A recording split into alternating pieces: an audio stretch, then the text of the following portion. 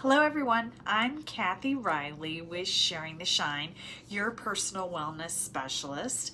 And as a personal wellness specialist, I work with individuals and families and companies, and I help them be their own best advocate, their biggest fan. I help them take care of themselves, self-advocacy, so that they can show up and shine.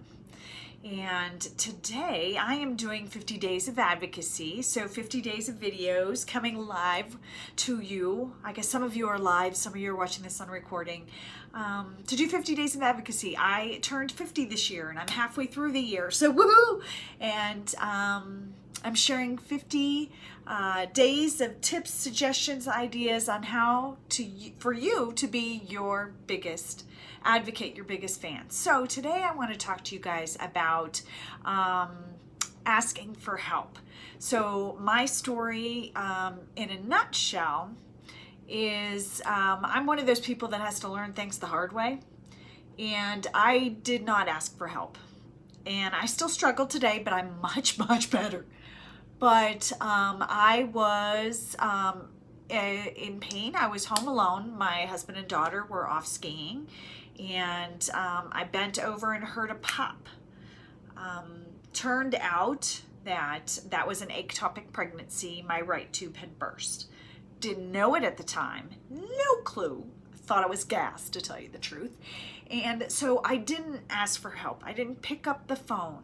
I waited hours until my husband got home to take me to the hospital, and then was rushed in for emergency surgery. So the reason I'm talking to you guys is because I don't want you to be like me. I don't want you to have to go to the hospital in order for you to ask for help.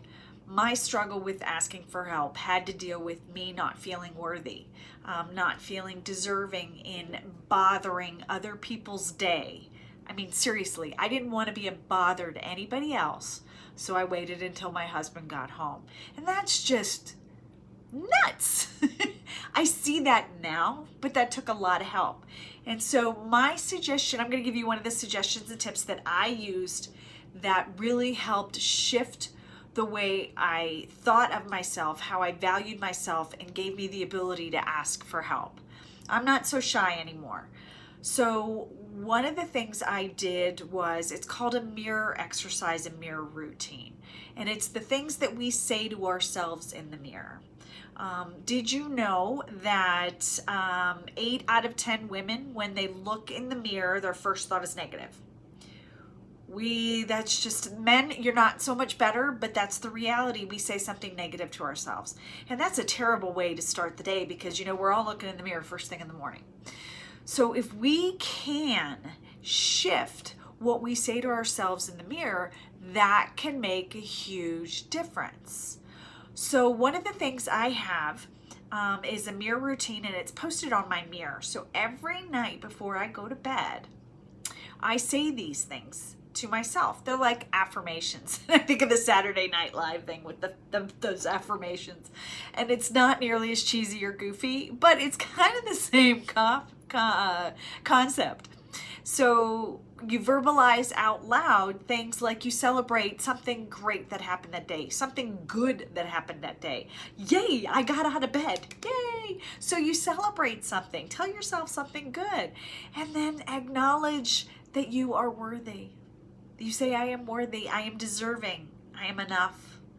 Tell yourself, I love you. Tell yourself, I trust you. Tell yourself, I forgive you.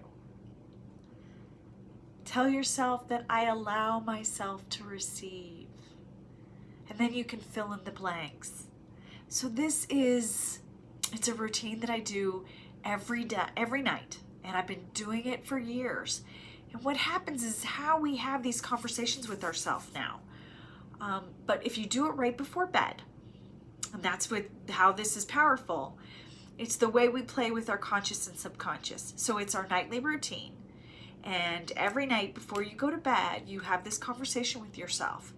And you don't need to write notes on what I said. So if you go to my website, which is sharingtheshine.com, I have a mirror exercise on there. It's free. You can just download it, post it on your mirror. It's for you. This is, honestly, this is a routine that I implemented years ago that was a huge shift for me. And so I hope that you find value in this and that you utilize this. And actually, if you do use this, I'd love to hear back from you to see if how this shift was that happened with you, because shift happens, man. And this is something that worked for me, and I hope it works for you. So there is my tip suggestion for 50 Days of Advocacy Day 2 on asking for help. Feel free to follow me on Facebook, and I hope you enjoy the rest of your day. Bye.